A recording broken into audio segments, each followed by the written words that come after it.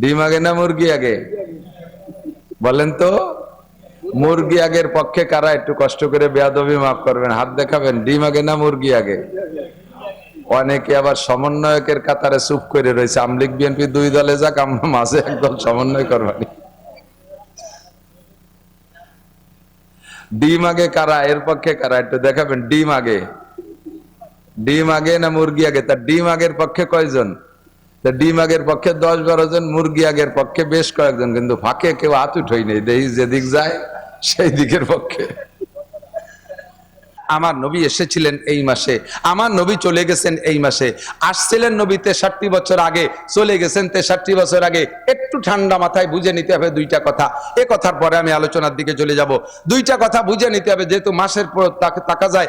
আর তো আপনাদের এলাকায় 12ই রবিউল আউয়ালের আগে আমি ফিল পাচ্ছি না, কাজেই আজকে বলবো, কেউ বেখেয়াল হবেন না। দুইটা কথা। একটা হলো, একটা লোক জন্ম নেছে যে টাইমে 63 বছর আগে জন্ম নেছে, তার জন্মের দিনটা বড় আনন্দের ছিল। বিশেষ করে যদি কোনো ফ্যামিলিতে শুধু কন্যা সন্তান হয়, 4-5টা মেয়ে হয়েছে, 4-5টা মেয়ে হওয়ার পরে তাও তা আবার কালা কালা মেয়ে হয়েছে, বাপে পরপরে গুটি খানিক মাইয়ে দেখিয়ে মনটা খুব খারাপ, স্ত্রীর সাথে কথাই কয় না।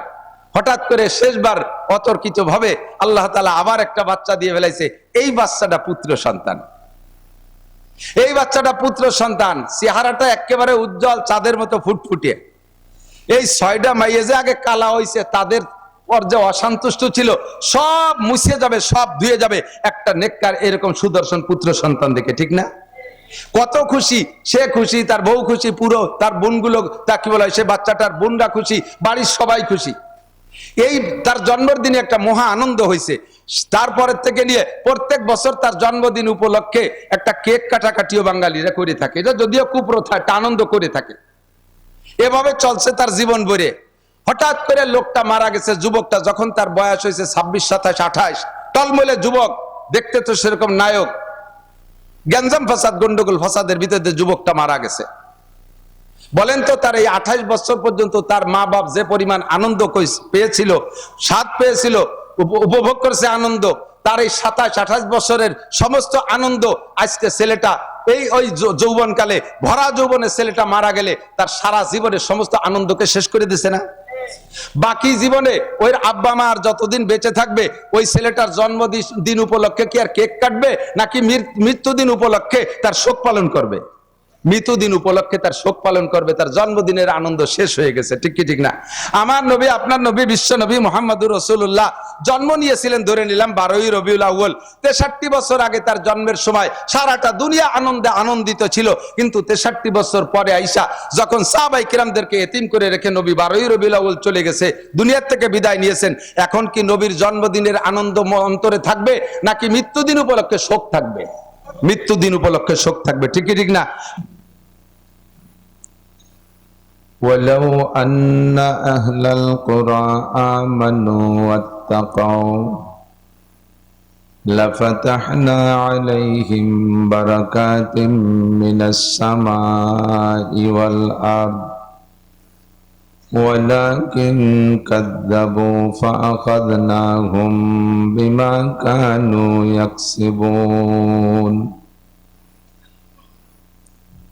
وقال محمد رسول الله صلى الله عليه وسلم إذا كان أمراؤكم خياركم وأغنياؤكم سمحاءكم وأموركم شورى بينكم فظهر الأرض خير من بطنها وإذا كان أمراؤكم شراركم وأغنياؤكم بخلاءكم وأموركم إلى نسائكم فبطن الأرض خير من ظهرها أو كما قال عليه الصلاة والسلام سبحانك لا علم لنا إلا ما علمتنا إنك أنت العليم الحكيم جزى الله عنا محمدا ما هو أهله سبحان الله وبحمده سبحان الله العظيم رب اشرح لي صدري ويسر لي أمري واحلل عقدة من لساني يفقه قولي رب زدني علما اللهم أرنا الحق حقا وارزقنا اتباعه وأرنا الباطل باطلا وارزقنا اجتنابه সকলে বলি আমিন।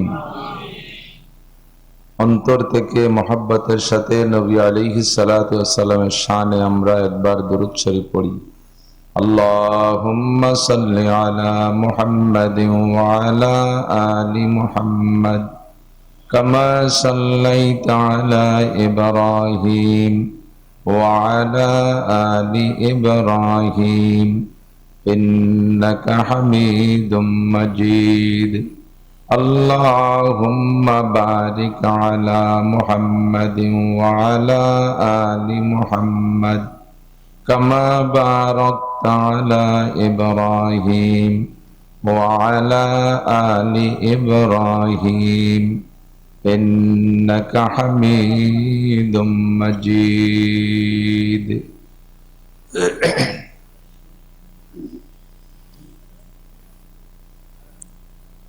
ঐতিহ্যবাহী তালিম উদ্দিন কওমিয়া মাদ্রাসা এতিমখানা ও যুব সমাজের উদ্যোগে আয়োজিত আলামিন ইসলাম মিশন কর্তৃক আয়োজিত বার্ষিক ওয়াজ মাহফিল মোল্লাবাড়ি সড়ক সালতা ফরিদপুর। অধ্যকার মাহফিলের সম্মানিত সভাপতি আমাদের সালথা বরঞ্চ বর্তমান বৃহত্তর ফরিদপুরের অন্যতম মুরব্বী বাহিদ্য মাদ্রাসার শাইখুল হাদিস ও মোহতামিম সাহেব হুজুর হাফিজাহুল্লাহ, এই অঞ্চলের অনেক অনেক উলামায়ে কেরাম, আইম্মায়ে মাসাজিদ, মাদ্রাসার আজিজ আমতোলাবা, প্রাণপ্রিয় দেশবাসী, আল্লাহ রাব্বুল আলামিনের শাহী দরবারে আমরা শুকর আদায় করে নেই। আরবিতে মাসটির নাম রবিউল আউয়াল, জানা আছে আপনাদের? রবিউল আউয়াল মাস শুনেই আমরা বড় আনন্দিত। এ মাসে বিশ্ব নবী মুহাম্মদুর রাসূলুল্লাহ সাল্লাল্লাহু আলাইহি ওয়াসাল্লাম দুনিয়ায় এসে আমাদেরকে ধন্য করেছিলেন।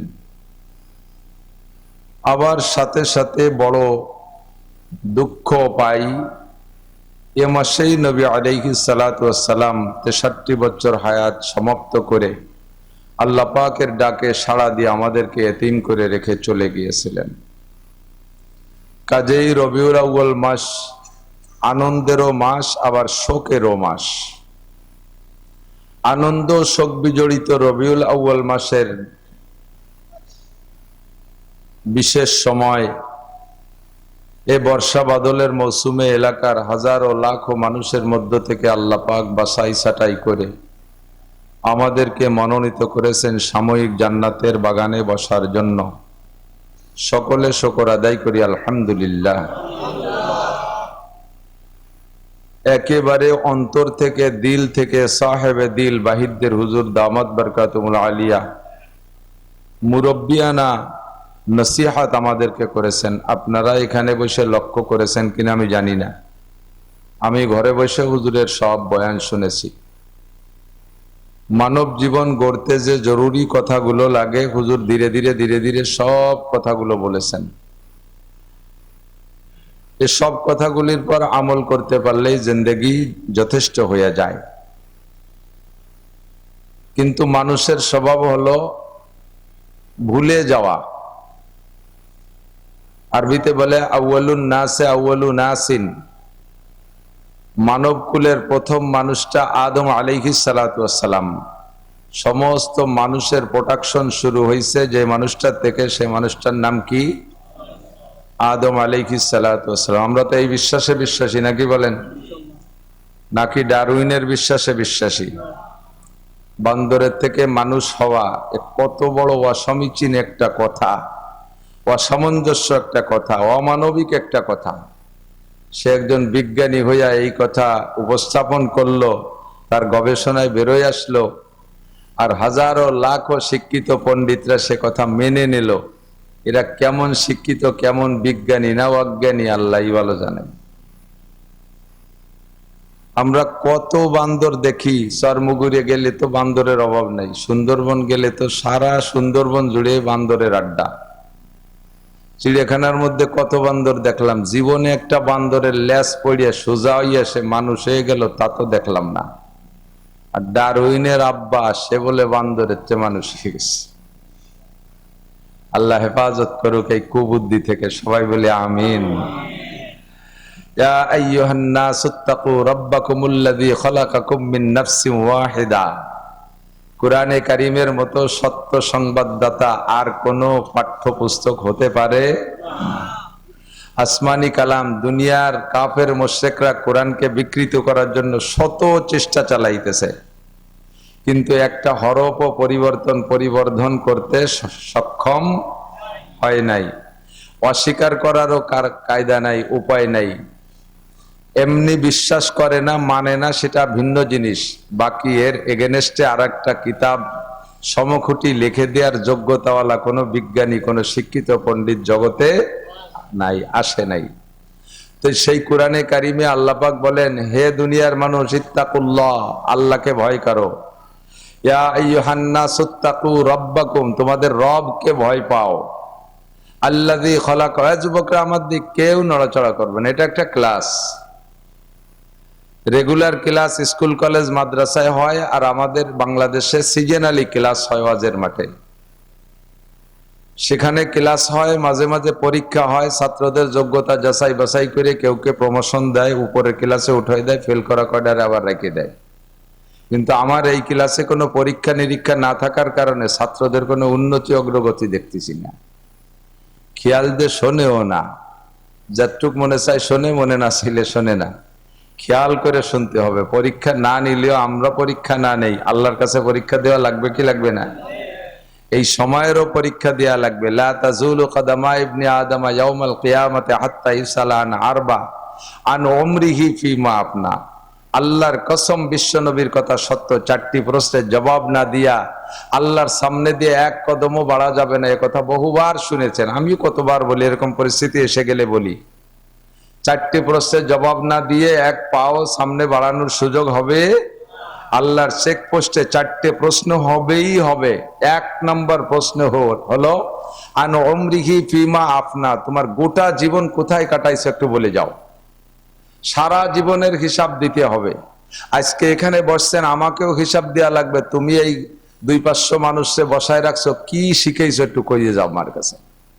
আপনাদেরকে জিজ্ঞাসা করা হবে, মৌলানা নাসির সাহেবকে খাওয়াই দেওয়া, ইয়া মাথায় মুথায় নিয়ে আসছো, ডাটে সাটে বসাইছো, প্রধান বক্তার দায়িত্ব তাকে দেছো, সে বয়ান করছে, তুমি সেখান থেকে কি নিয়ে আসছো, আপনাকেও জিজ্ঞাসার কিন্তু জবাব দেওয়া লাগবে, অবশ্যই লাগবে।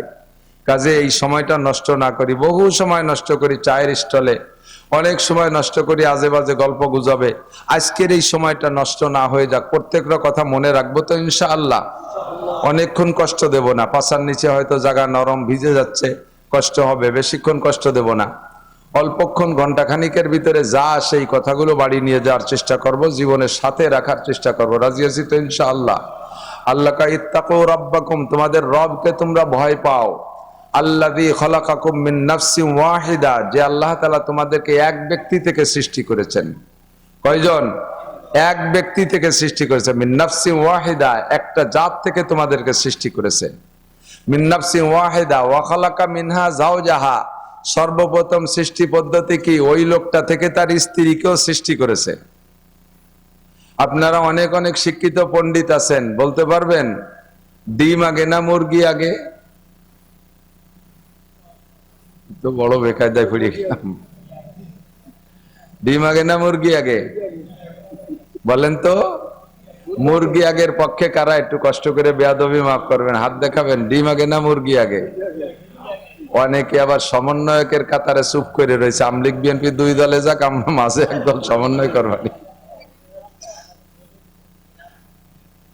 ডিম আগে কারা? এর পক্ষে কারা? একটু দেখাবেন। ডিম আগে, ডিম আগে না মুরগি আগে? তার ডিম আগের পক্ষে কয়জন? তা ডিম আগের পক্ষে 10-12 জন, মুরগি আগের পক্ষে বেশ কয়েকজন, কিন্তু ফাঁকে কেউ হাত উঠই নেই। দেখি যেদিক যায় সেই দিকের পক্ষে। ইউনুস চাচা যেদিক নেই সেই দিকের পক্ষে।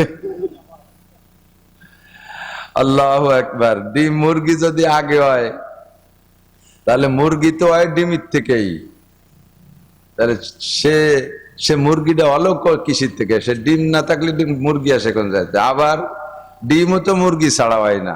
এ কোন বেকায়দায় পড়ে গেলাম। আল্লাহ পাক রব্বুল আলামিন বলেন, আমি মরা থেকে সব জীবিতকে মরা থেকে বানাই, সমস্ত জীবিতকে মৃত্যু থেকে তৈরি করি। মানুষ আমরা এখন জীবিত আছি, আমাদেরও সৃষ্টি হয়েছে একটা মরা থেকে। বীর্য মরা জিনিস, মাটি মরা, পানি মরা, আগুন মরা, বাতাস মরা, এই সব মরা থেকে আল্লাহ তাআলা জীবিত মানুষ বানাইছে। কোরআন শরীফের সাক্ষী। আল্লাহ পাক রব্বুল আলামিন বলেন, কুলিল্লাহুম্মা মালিকাল মুলকি তুতিল মুলকা মান তাশা ওয়া তানজিউল মুলকা মিম্মান তাশা ওয়া তুইজ্জু মান তাশা ওয়া তুযিল্লু মান তাশা বিয়াদিকাল খায়র ইন্নাকা আলা কুল্লি শাইইন কাদির তুলিজুল লাইলা ফিন নাহারি ওয়া তুলিজুন নাহারা ফিল লাইল ওয়া তুখরিজুল হাইয়া মিনাল মাইয়িতি। হাই মানে জীবিত, তো এরপরে আবার আছে ওয়া তুখরিজুল মাইয়িতা মিনাল হাই। কিন্তু বলতে যাই আল্লাহ তো বলতে পারতেন, যদি মুরগি আগে হতো তাহলে বুঝতাম আল্লাহ বলতেন ওয়া তুখরিজুল মাইয়িতা মিনাল হাই, আগে এইটুক বলতেন। কিন্তু আগে আল্লাহ তা না বলে কি বলছেন? তুখরিজুল মাইয়িতা মিনাল হাই। মরাকে আল্লাহ তাআলা তুখরিজুল হাইয়া মিনাল মাইয়িতি, জীবিতকে আল্লাহ বানায় মরা থেকে। জীবিতকে বানায় মরা থেকে। ডিম মরা, ডিমে হাঁটতে পারে, ডিমে খাইতে পারে, ডিমে পেশাব পায়খানা করে, ডিম মরা। মুরগি তাজা, তো এই তাজাকে বানাইছে মরা থেকে। এর দ্বারাই প্রমাণ হলো ডিম আগে। কি আগে? ডিম আগে। তো অলকাত থেকে কেউ ছিল না, সবাইরে যে আল্লাহ তাআলা যে কায়দায় বানাইছে, ডিমটারও সে কায়দায় বানাইছে। ডিমটাকে সংরক্ষিত ভাবে, সুরক্ষিত ভাবে আল্লাহ তাআলা পাঠায় দিছে। আর জমিনের হিট পাইয়া ডিমটার থেকে একটা বাচ্চা হয়েছে, সেখান থেকে মুরগি তৈরি হয়েছে। দুনিয়ার সিস্টেম হলো নারী আর পুরুষের মিলনের দ্বারা সন্তান হয়, মানুষ পয়দা হয়, এটাই সিস্টেম না? তো সর্বপ্রথম মানুষটা আদম আলাইহিস সালাম, উনার আব্বার নাম কি? আদম আলাইহিস সালামের মায়ের নাম কি? আদম আলাইহিস সালামের আব্বা নাই, তার মা নাই। আল্লাহ তাআলা সর্বপ্রথম আদম আলাইহিস সালাতু ওয়াস সালামকে খালাকাল্লাহু বিয়াদাইহি, আদম আলাইহিস সালামকে আল্লাহ তাআলা নিজ হাত দিয়ে তৈরি করেছেন। আল্লাহর হাত দিয়ে বানাইছে। ফেরেশতাদেরকে বলছে গলার নিচের টুক বানাও, ফেরেশতারা গলার নিচের টুক বানাইছে আদম বানানোর অর্ডার পেয়ে। এবার ফেরেশতারা বললে আল্লাহ আদম কি এইটুকি? আল্লাহ বললেন আদম যদি মানুষ যদি ওইটুকি হবে, তাই নিচে তো তার আসল টুকি তো না, স্পিকার কো কথা বলবে কি দিয়ে? হেডলাইট কোন জায়গা? চোখ। তার কানে শুনবে সে কান কো, তারপরে খাবে সে অঙ্গ কো, ইত্যাদি ইত্যাদি সব মিলে সেটুক তো বানাও নাই, আসল টুকি তো বাদ রয়েছে। জি আল্লাহ বলেন সেটুক কিভাবে বানাইতে হবে? আল্লাহ পাক বললেন সেটুক তোমরা পারবা না, ওটুক তোমরা পারবা না। ওটুকির মধ্যে অনেক কারুকার্য আছে। মাথার ভিতরে মগজ থাকবে। একজন মানুষের মগজ এত বড় প্রশস্ত যে মগজটা আগে দেখছেন মনে হয় ক্যাসেটের ফিতে ছিল না, ফিতেই কথা ধরে রাখতো, ক্যাসেট ঘুরতো, ফিতে ঘুরতো আর কথা সাপ্লাই হতো। মানুষের মগজ থেকে ক্যাসেটের ফিতে তৈরি করা হয়েছে। একজন মানুষের মাথার গিলু বের করে এটাকে যদি তার মূল পর্দা হিসেবে, এটা পর্দার সমন্বয়, এই পর্দাকে দলা করে এটা মগজ গিলুর একটা খান্ডা তৈরি করছে, এটা খুলে যদি ছেড়ে দেওয়া হয়, পাতলা করা হয়, তাহলে একজন মানুষের মগজ এত বড় প্রশস্ত যে সারা পৃথিবীর উপরে সিলিং হয়ে যেতে পারে। এতে কথা ধরে রাখবে, এতে কথা রেকর্ড করবে। এই মগজটা আমার বানাইতে হবে, এটা তোমরা পারবা না। এই মুখমণ্ডলটা তোমরা পারবা না। একে টাইমে কোটি কোটি মানুষ থাকবে পৃথিবীতে, একজনের চেহারার সাথে আর একজনের চেহারা মেলবে না। এই মডেলিংটা তোমরা পারবা না, এটা আমার হাত দিয়ে তৈরি করতে হবে। এজন্য গলার উপরের টুক আল্লাহ তাআলা নিজ হাত দিয়ে তৈরি করেছিলেন। কথা এসে গেলে বলা লাগে, গলার নিচে টুক বানাইছে ফেরেশতারা। এটুকের সম্মান যেমন গলার উপরের টুক বানাইছেন আল্লাহ তাআলা, এটুকের সম্মান কি একরকম হতে পারে? কখনো পারে না। যেটুকের ভিতরে আল্লাহ পাক নিজে হাত দিয়েছেন সেটুকের মর্যাদা আল্লাহ একটু বেশি দিয়ে রেখেছেন। যে জিনিসটা আমার কাছে অর্জন হয় বিনা পরিশ্রমে, ওই জিনিসের মর্যাদা আর যেটা বানাইতে যেটার উপরে আমার পরিশ্রম আছে ওইটার মর্যাদা আমার কাছে একরকম না। মাঝে মাঝে উদাহরণে বলি, যুবক বৈশা বৈশা দামি একটা শাল চাদর দিয়ে স্যান্ডেল পরিষ্কার করে। স্যান্ডেল জোড়ার বয়স 3.5 থেকে 4 বছর, তার মূল বডি নাই। মুসির দোকানে নিয়ে পাল্টাই নিয়ে সামলাই দিয়েই তার স্যান্ডেল হয়ে গেছে, সে আসল ফিগার নাই। তারপরও কি মোহাব্বত, সেই স্যান্ডেলটা মালিশ করতেছে 12-13 হাজার টাকা দামে শাল দিয়ে। জিজ্ঞেস করা হলো, এই এত দামি শাল দিয়ে স্যান্ডেল মুছিস, শাল কার আর স্যান্ডেল কার? কয় যে স্যান্ডেল জোড়া হলো আমি ব্যান চালাইয়া অনেক কষ্ট করিয়া, বহুত কষ্ট করে পয়সা বাঁচায় রেখে তাই দিয়ে আমি স্যান্ডেল কিনছি, আর শাল আলো দেশে আমার শ্বশুর। শাল দেশে শ্বশুর, শ্বশুরের টাকার কিনা শালের প্রতি মায়া নাই বিদায় নিজের কিনা স্যান্ডেলের উপরে মায়া আছে। সেই 12,000 টাকা দামে শাল দিয়ে স্যান্ডেল মোছে, কারণ এটা নিজের টাকার স্যান্ডেল, এর প্রতি মায়া একটু বেশি। আসমান বানাইছে আল্লাহ তাআলা কোন শব্দ দিয়া, জমিন বানাইছে আল্লাহ কোন শব্দ দিয়া, চন্দ্র সূর্য বানাইছে আল্লাহ কোন শব্দ দিয়া, সব ফেরেশতা বানাইছে কোন শব্দ দিয়া, জিন বানাইছে আল্লাহ কোন শব্দের মাধ্যমে, কোন মানে হয়ে যাও। আর এই একটা একটা শব্দ বলছে, সবগুলো হয়ে গেছে। এদের সারা জগতে যত সৃষ্টি আছে সমস্ত সৃষ্টি মিলাইয়া সকলের উপরে আল্লাহর যতটুক মায়া, সাধারণ একজন মূর্খ মানুষের মাথার উপরে আল্লাহ তাআলার মায়া তার চাইতে লাখ কোটি গুণ বেশি। কারণ এইটুক বানাইছে আল্লাহ তাআলা নিজ হাত দিয়ে, যার উপরে আল্লাহর হাতের ছোঁয়া আছে তার উপরে আল্লাহর মায়া বেশি। এই জন্য নবী আলাইহিস সালাম বলেন, যদি তোমরা কখনো কোনো মানুষের উপরে রেগে যাও, কাহারো উপরে রেগে যাও, কেউকে মারতে চাও, প্রহার করার দরকার হয়, তাহলে তাকে মারবা গলার নিচে যেটুক ফেরেশতারা বানাইছে ওইটুকু মারিয়ে শেষি বেলাই দাও। আল্লাহ যেটুক আদ্যে বানাইছে ও জায়গা মার দিও না। এই জন্য মাথায় মারবা না, মুখে মারবা না, কান ধরে টান দিবা না, দাঁত মুখ ভেঙে বেলাই দিবা না, এই জায়গা মারবা না। কিন্তু আমরা সম্পূর্ণ উল্টো করি, পয়লা বক্সিংটা নাক জড়াইয়া নাক বসকায় ফেলি। বাচ্চা কাচ্চারে থাপ্পড় দিতে গেলে মাথায় দেয়, কান জড়াই দেয়, মুখের উপরে গালের উপরে থাপ্পড় মারি। যে জায়গা মারতে নিষেধ করছে সেই জায়গা আগে মারি। লাঠি দিয়ে বাড়ি দিলে, আপনাদের এলাকায় তো বাড়ি বাড়ি হয় না, আন্তর্জাতিক খ্যাতি সম্পূর্ণ সালতানগর কান্দা, এ জায়গার মানুষ হেসাক ধরায় কাজি হারে, মহিলারা ছাই উড়ে। সুবহানাল্লাহ, কি বিল্লাহ, একটু নাউজুবিল্লাহ। তো পয়লা মাইডটা কোন জায়গা দেন আপনারা? মাথা ফেলাই দিতে পারলে আর এদিক ওদিক চাই না, কথা কোন ঠিক না? আল্লাহু আকবার। তো আদম আলাইহিস সালাতু ওয়াস সালামকে আল্লাহ বড় মোহাব্বতের সাথে, মানে উস্তাদ যারা আছেন, মাদ্রাসার শিক্ষক বা স্কুলের শিক্ষক যারা আছেন, তাদেরকে একটা সবক দিয়ে দেই, কথার ভিতর দিয়ে একটু মনে রাখবেন, পরে কথার দিকে যাচ্ছি, কষ্ট হচ্ছে না তো? উস্তাদরা মারতে গেলে কান ধরে টাইনি উঠে ছাত্রদেরকে, কানে মারবেন না। কানের সম্পর্ক ভিতরে ব্রেনের দিকে, মাথার কাঁধের পিছনের দিকে থাপ্পড় মারবেন না। বিজ্ঞানীদের কাছে শুনে দেখেন, মানুষের মগজের পাওয়ার থাকে মাথার পিছনের দিকে, ও জায়গা যদি থাপ্পড় দেয় তখন মাথা খারাপ হয়ে যায়।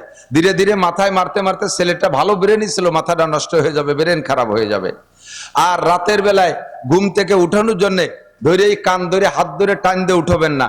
মাদ্রাসার শিক্ষকরা এবং শেষ রাত্রে উঠে হুজুর অজু করতে যাওয়ার আগে আমাকে ডাকতেন। আয়েশাকে হুজুর অত্যন্ত ভালোবাসতেন, ভালোবাসার টানে আয়েশাকে পুরো আয়েশা না বলে আইস করে ডাকতেন। আইস মানে আরাম, মোহাম্মতের টানে হুজুর আইস করে ডাকতেন, ইয়া আইস করে ডাকতেন। আমি কানে শব্দ শুনতাম কিন্তু আমি সজাগ হতাম। ছোট মানুষ ছিলাম, ওরা তখন বলছে না, খেয়াল করছেন নাকি জানি না, আয়েশা এত ছোটবেলায় হুজুরের ঘরে স্ত্রী হিসেবে গেছেন যে অল্প বয়সের কারণে আয়েশা রুটি বানাবে বিদায় আটা সেনতে সেনতে আটার মধ্যে হাত দিয়ে ওই অবস্থায় কাইতে ঘুমাই গেছে। সে আটা দিয়ে রুটিও বানাই নেই, সেনা টেনা শেষ, ওই অবস্থায় কাইতে ঘুমাই গেছে। আরো মজার বিষয় যে আটা হাতের মধ্যে রয়েছে, উনি ঘুমাই গেছে, ছাগলে আটা ঢুকিয়ে গেছে, তাও ছোটদের ঘুমের যে অবস্থা। তো শেষ রাত্রে আমার ঘুমের প্রভাবে আমি এরকম ঘুমাই থাকতাম, হুজুর আমারে ডাকতে উঠতাম না।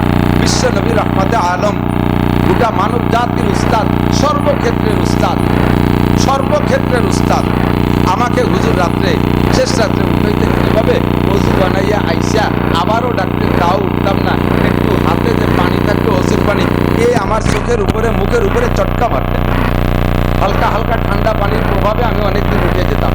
আবার কোনো কোনো দিন যদি এভাবে আমি নাও উঠতাম, তাহলে হুজুর আঙ্গুলের পানি নিয়ে আমার দুই চোখে 2 ফোঁটা পানি ছেড়ে দিতেন। হালকা হালকা করে মৃত্যু মৃত্যু করে আমার মাথা মালিশ করতেন, আর ধীরে ধীরে ডাকতেন, ইয়া আইস তুমি বিসমিল্লাহ, ও আয়েশা তুমি ওঠো, তুমি ওঠো, ওযু বানাও, নামাজ পড়ো, তাহাজ্জুদ পড়ো। আল্লাহ পাক রব্বুল আলামিন ডাকতেছেন, আলা মুস্তাগফিরিন ফাগফির আলা, আলা মুস্তারজিকিন ফারজুকা, আলা মুস্তাশফিন ফাওয়াফিয়া। কে আসো অভাবী আমার কাছে চাও, কে আসো গুনাহগার ক্ষমা চাও, কে আসো রোগী আমার কাছে শিফা চাও। ডাক্তাররা ঔষধ ছাড়া চিকিৎসা করতে পারে না, অপারেশন ছাড়া চিকিৎসা করতে পারে না। আমি শুধু কোন শব্দ বলবো তোমার অভাব চলে যাবে, আমি কোন শব্দ বলবো তুমি সুস্থ হয়ে যাবা, আমি তোমাকে রিজিকের ফয়সালা করব। ও আয়েশা, আল্লাহ ডাকতেছে, তুমি একটু ওঠো। এভাবে নবী আমাকে মিষ্টি ভাবে ডেকে ডেকে উঠাইতেন।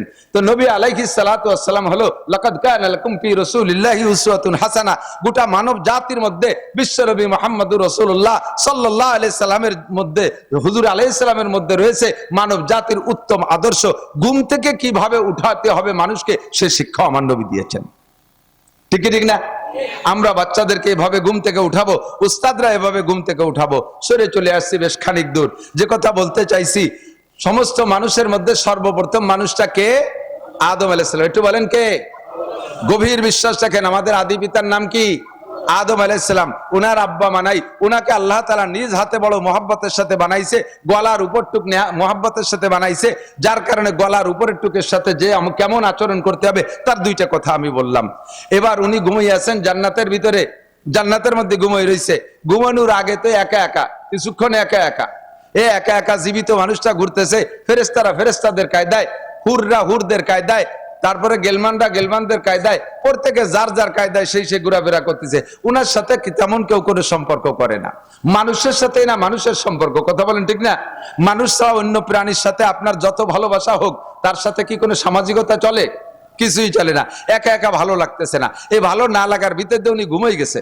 দুপুরবেলা ঘুমাই গেছে, ঘুমের পরে আসরের আগে ঘুম থেকে উঠছে, টাইম হিসেবে, জান্নাতের টাইম হিসেবে আসরের আগে ঘুমের থেকে উঠে দেখে বাম পাশে একটা মানুষ বসা, বাম পাশে একটা মানুষ বসা। মানুষটাকে আল্লাহ তাআলা এমন রূপসী বানাইছে, মানুষটা মহিলা, এই মহিলাটাকে আল্লাহ এমন রূপসী বানাইছে, আদম আলাইহিস সালাম উঠেই দেখে ফার্স্ট নজরে তার প্রতি মহব্বত তৈরি হয়ে গেছে, তার দিকে নজর চলে গেছে। বিশেষ বিশেষ কিছু অঙ্গের দিকে খাস নজর চলে যাচ্ছে, সেদিকে আকৃষ্ট হয়ে যাচ্ছে। আর মনের থেকে কেমন যেন টান আসছে যে তার সাথে একটু সাক্ষাৎ করি, তার গায়ে একটু হাত দেই, তার হাতটা একটু ধরি, এমন একটা আকর্ষণ তৈরি হয়ে উনি সেদিকে অগ্রসর হচ্ছেন। আল্লাহ পাক রব্বুল আলামিন জিবরিল আলাইহিস সালামকে পাঠায় দিয়েছে, জিবরাইল তুমি যে আদমকে বলো ওইটা তোমার ব্যবহার সামগ্রী, ওইটা তোমার বড় মহব্বতের, ওইটা তোমার চিরসঙ্গিনী, তবে তার সাথে তোমার শারীরিক দৈহিক সম্পর্ক করতে হলে তার একটা হক আছে, হকটা আদায় করতে হবে। বলেন জিবরিল আলাইহিস সালামকে পাঠাইছে, জিবরাইল যে আদম আলাইহিস সালামকে বলছেন এইটা তোমার ব্যবহারের জন্যই আল্লাহ তাআলা সৃষ্টি করেছে, তবে তার হক আছে, ওই হকটা আদায় না করা পর্যন্ত তার গায়ে হাত দেবা না। তার কি হক? তার ইজ্জতের একটা হক আছে, তার শরীরের একটা হক আছে, সেই হকটা আদায় করবা। হক কি?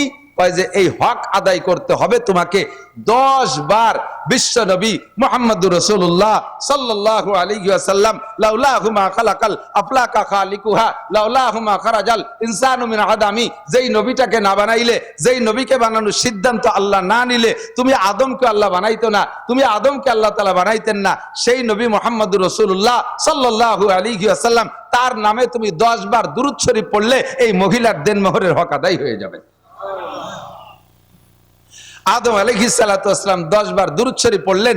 হযরত হাওয়া আলাইহিস সালামের দেন মোহরে, জান্নাতের মধ্যে তো টাকা পয়সার লেনদেনের দরকার নেই, 10 বার দেন দুরূদ শরীফ পড়ছেন আর দেন মোহর আদায় হয়ে গেছে। এরপরে তার সাথে তো স্বাভাবিক হয়ে গেলেন। এই মহিলাটাকে বানাইলেন কাত থেকে? আদম আলাইহিস সালাম, হাওয়া আলাইহিস সালামের বাপও না, হাওয়া আলাইহিস সালামের মাও নাই। বানাইছেন কোন জায়গা? কুরআন শরীফে আছে মিন জিলাহিল আইসার, বাম পাশের হাড্ডি থেকে। আপনার বাম পাজোড়ে হাড় আছে না? কিসসা বহুত শুনেছেন, এসে গেছে একটু বলে যাচ্ছি। আপনার দুই পাশের হাড় আছে, দেখবেন রিকশার ছটার মতো আছে না এরকম? জীবনে তো গুনিয়ে দেওয়ার সুযোগ পাই নাই। মোটা যারা তারা তো হাতেই নাগল পায় না, আমার মতো শূন্য মানুষ আমি টের পাই। হাত দিলে চটাগুলো হাতে বাঁধে। তো ডাইন পাশের চাইতে বাম পাশে একখান চটা কম আছে। ওই একখান চটা খুলে নিয়ে হাওয়া আলাইহিস সালামকে বানাইছে। আল্লাহু আকবার। ওই চটাখানো জিন্দা নয়, চটাখানো মরা। চটাখান কি? আদম আলাইহিস সালামরে বানাইছে আগুন পানি মাটি বাতাস দিয়ে, 4টে পদার্থে মরা। মরা থেকে আদম আলাইহিস সালামকে বানাইছে। আর সেই মরার ভিতরের একটা হাড়ও মরা, সেই মরা হাড়ের থেকে হাওয়া আলাইহিস সালামকে বানাইছে এবং বাম পাশের থেকে নিয়ে বানাইছে। শরীরের অঙ্গ থেকে বানানোর কারণে আমার অঙ্গের প্রতি যেমন আমার একটা মহব্বত আর ভালোবাসা আছে, আর একজনের অঙ্গের প্রতি এই ভালোবাসাটা আমার হয় না। আপনার হাত কেটে গেলে আমার কিছু আসে যায় না, আমার শরীরে একটু চামড়া খুলে গেলে আমার খুব কষ্ট হয়। এই জন্য শরীরের অঙ্গ থেকে বানাইছে, যাতে স্বামী স্ত্রী দুইজনের ভিতরে আঙ্গিক সম্পর্কের মতো মহব্বত আর ভালোবাসা পয়দা হয়। এরপরে সেখান থেকে আল্লাহ পাক রব্বুল আলামিন বলেন, মিন নাফসিন ওয়াহিদাতিন ওয়া খালাকা মিনহা যাওজাহা ওয়া বাত্তা মিনহুমা রিজালান কাসীরান ওয়া নিসা। এখান থেকে শুরু হয়ে গেল প্রোডাকশন। কি পরিমাণ বানাইছেন আল্লাহ! সেই আদম থেকে নিয়ে পর্যন্ত কত মানুষ চলে গেছে, এর সংখ্যা কাহারও কোনো বিশ্বকোষে লেখা নাই কত মানুষ দুনিয়ার থেকে চলে গেছে। আবার এখনো 800 কোটি মানুষ দুনিয়ায় আছে। আবার কত কোটি মানুষ দুনিয়ায় আসবে তার ঠিক নাই। আমরা মনে মনে ভাবি যে দুনিয়া মনে আর বেশি দিন থাকতেছে না, অল্প দিন পরে কিয়ামতে ধ্বংস হয়ে যাবে। তাও দেরি আছে। একেবারে কোরআন শরীফ ছুঁয়ে আমি 100 বার কসম খেয়ে বলতে পারি, এখানে যারা বসা আছেন ছোট থেকে ছোট, বুড়ো থেকে বুড়ো, আমরা এই কয়জন আসল যে কিয়ামত, এই কিয়ামত আমরা দেখব না ইনশাআল্লাহ। অবশ্যই দেখব না। আমাদের সামনে কিয়ামত হবে না, কারণ কিয়ামত হওয়ার আগে যে সমস্ত কিসসা কাহিনী সব বাকি রয়ে গেছে। বড় বড় 10টা ঘটনা বাকি রয়ে গেছে। এই সব ঘটনা ঘটে যাওয়ার পরে পূর্ব আকাশ থেকে পশ্চিম আকাশ থেকে সূর্য উদয় হবে, মাঝ আকাশ পর্যন্ত আসবে, আবার ওই সূর্যটা পশ্চিম আকাশে অস্ত যাবে। বলা হয় সেই সূর্য ব্যাক করারও 120 বছর পরে কিয়ামত হবে। ওইটাও নির্দিষ্ট না, আনুমানিক 120 বছর পরে। আর এই জায়গা যারা বসা আছি 120 বছর আর সামনে বাঁচবো কোনো জানা আছে? কোনো গ্যারান্টি আছে? আরে আজকেই মরে যেতে পারি, কথা বলুন ঠিক ঠিক না? আর যারা ছোট থেকে ছোট 5-6 বছরে পোলা বানাইছে বসে, অবশ্যই তার 120 বছরে জামানায় হায়াত পাবে না। কাজে আমি গ্যারান্টি দিয়ে বলতে পারি ওই কিয়ামত আমরা দেখব না। ও দোস্ত, এই কিয়ামত পর্যন্ত কোটি কোটি মানুষ হবে। সব মানুষের গোড়া একটা মানুষ, আদম আলাইহিস সালাতু ওয়াস সালাম। ওই মানুষটা কলেজে পড়ে না, ওই মানুষটা বিশ্ববিদ্যালয়ে পড়ে না, ওই মানুষটা কোনো মাদ্রাসায় পড়ে না, দুনিয়ার কোনো মাদ্রাসায় পড়ে না, ওই মানুষটা কোনো দুনিয়ার সাধারণ মানুষ না। আল্লাহ পাক রব্বুল আলামিন সৃষ্টি করে গোটা মানব জাতির রূহকে এক জায়গা করে আদম আলাইহিস সালামকে বাছাই করে উনাকে নবুয়তি শিক্ষা দিয়া, আসমানি কিতাব শিক্ষা দিয়া, 104 খানা আসমানি কিতাবের ইলম শিক্ষা দিয়া আল্লাহ তাআলা তাকে দুনিয়ায় পাঠিয়েছেন। বলি না সুবহানাল্লাহ। আমাদের আব্বাজির নাম আদম আলাইহিস সালাম। বলেন আব্বাজির নাম কি? আদম আলাইহিস সালাম। বান্দর আমাদের আব্বা না, ঠিক কি ঠিক না? বান্দর আমাদের আব্বা না। তো আমাদের আব্বা যে আদম আলাইহিস সালাতু ওয়াস সালাম থেকে শুরু হইয়া সর্বশেষ মানুষটা বিশ্ব নবী মুহাম্মদুর রাসূলুল্লাহ, নবুয়তি সিরিয়ালে শেষ নবী মুহাম্মদুর রাসূলুল্লাহ। মুহাম্মদুর রাসূলুল্লাহর পরে আর কোন নবী আসবে? জোর হলো না? নগরকান্দার থেকে শুরু হইতে হবে, সালতার থেকে শুরু হইতে হবে। ইনশাআল্লাহ এই এলাকায় কোনো কাদিয়ানি ফিতনা থাকতে পারবে না, পারবে না। সমন্বয়ের বাংলাদেশ চলতেছে, সমন্বয়ের বাংলাদেশ চলতেছে, সংশোধনের বাংলাদেশ চলতেছে, সংস্কারের বাংলাদেশ চলতেছে। বর্তমান সরকারের উপদেষ্টা মন্ডলী যারা, তারা বিভিন্ন সেক্টরে সংস্করণ করতেছে। যেখানে যে ত্রুটি বিগত আলারা করে রেখে গেছে, যে বিগত আলারা করে রেখে গেছে সংবিধানের ভুল, সবগুলোকে সংস্করণ করে সাইজ করতেছে। কাজেই এই মুহূর্তে সংখ্যাগরিষ্ঠ মুসলিম কান্ট্রি বাংলাদেশের লক্ষ কোটি জনতার পক্ষ থেকে মাননীয় প্রধান উপদেষ্টার কাছে এবং উপদেষ্টা মণ্ডলীদের কাছে আমাদের মনে প্রাণের একটা প্রস্তাব, একটা দাবি, আপনারা সংস্করণ করবেন। বাংলাদেশে থাকবে বহুজাতিক মানুষের বাংলাদেশ।